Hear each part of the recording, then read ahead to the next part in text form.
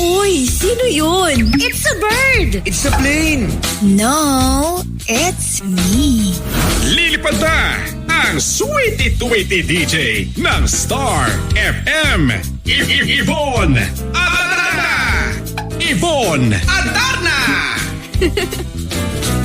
Time check, oras natin sa buong kapuluan ng Pilipinas, 37 star minutes past the hour of 2 in the early morning at sabay-sabay tayo masampal sa ating hashtag SNR Sampal ng Realization with DJ Yvonne at Darna.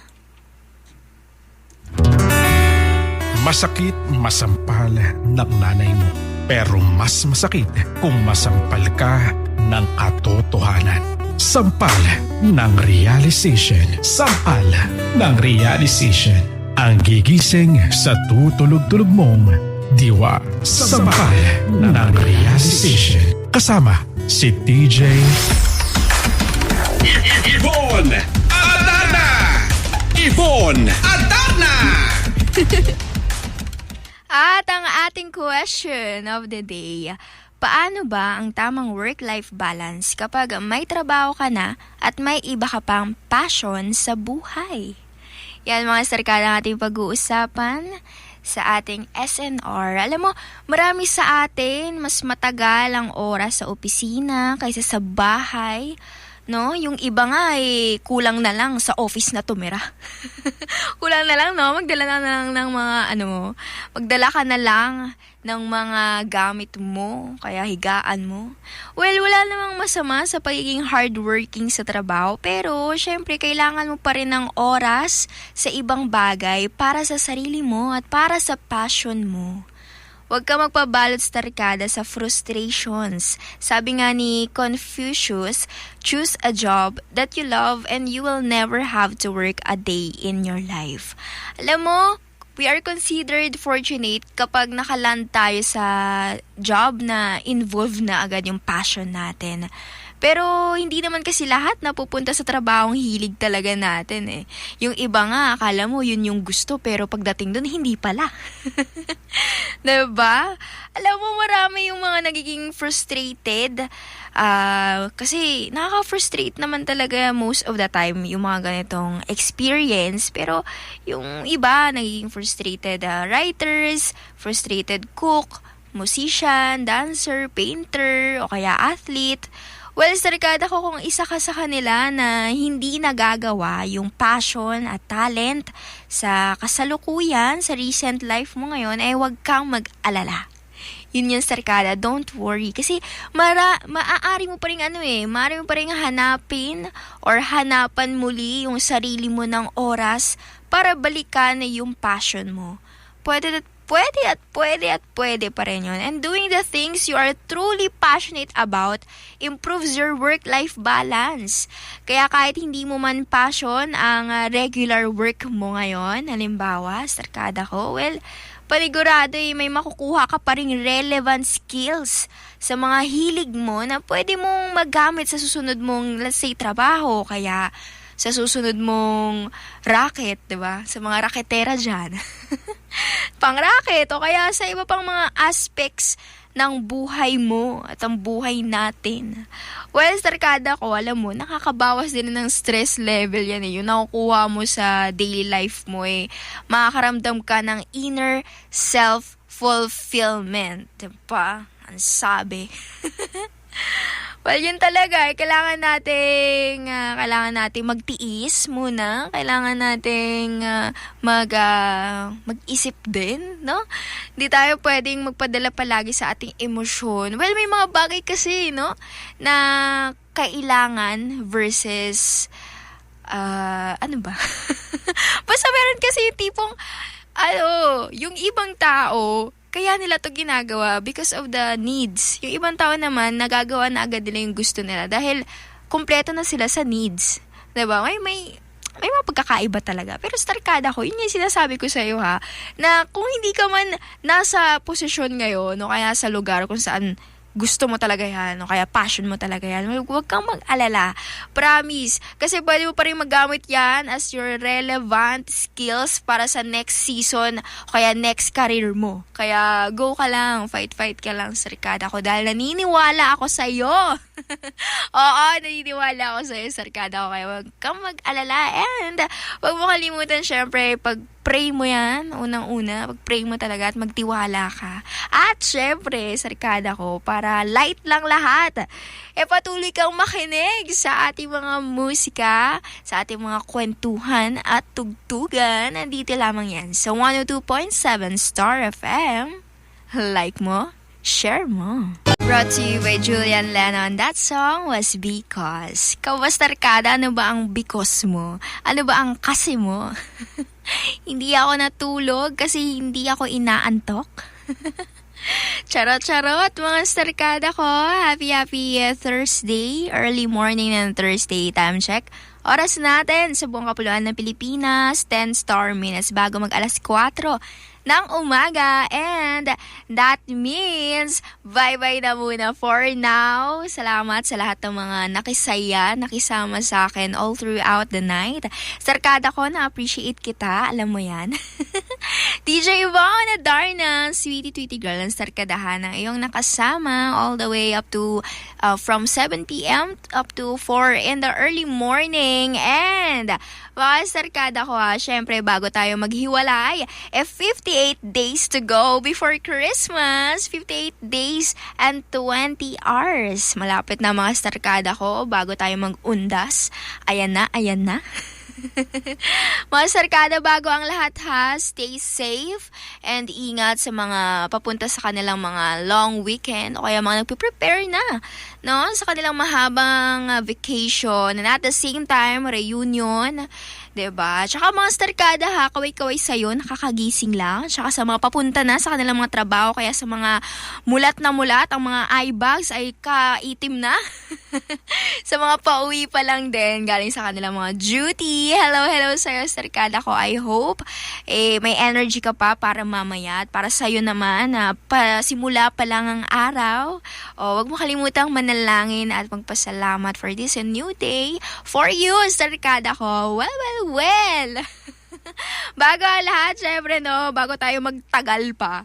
Well, mga Sarkada ko, abangan nyo. Susunod na sa ating Pinoy Morning na gising na si DJ Antonio Lambada. Siya naman ang bahalang higising sa inyong tutulog-tulog. Charot. DJ Alan Yarn. Well, mga Sarkada ko, ayun na nga. Wala na akong ano-ano pa. Pero let's go! Maraming salamat ulit sa iyong pagsama sa akin ng pagtutok. Magkarinigan tayo ulit mamaya ng 7 p.m. up to 4 in the early morning. Mamayang Thursday yan, Sarkada ko. Kaya naman, enjoy ka lang dyan and chill ka lang dyan, ha? Dahil magbabalik-tugan tayo. Dito lamang yan sa 102.7 Star FM. Like mo, share mo.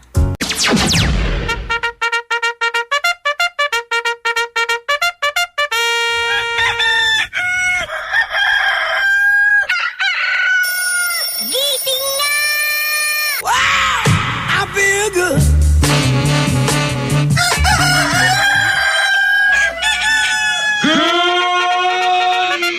Nandito na si Antonio Lambada. Antonio Lambada.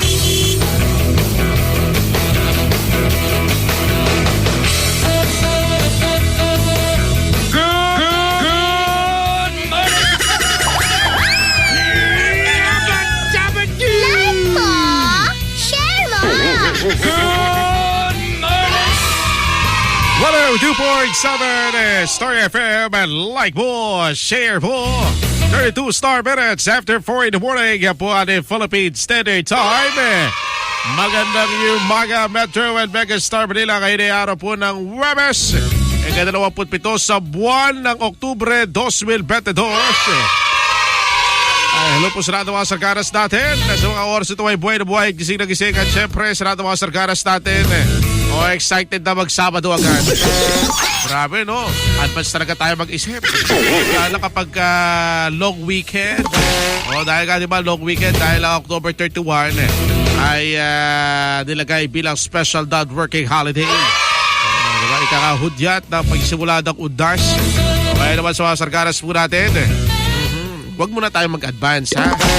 Tapusin mo na yung mga dapat natin tapusin sa ating mga opisina. Para naman sa ganun, yung ating long weekend ay worth it na worth it. Kaya talaga stress-free na stress-free. Kasi naman, syempre mga sargaras, sabihin natin, marami tayong masamang pag-iisip na dapat natin alisin o itapon, di ba? Para hindi tayo maging stressful ang ating buhay. Kaya kailangan po natin maging free.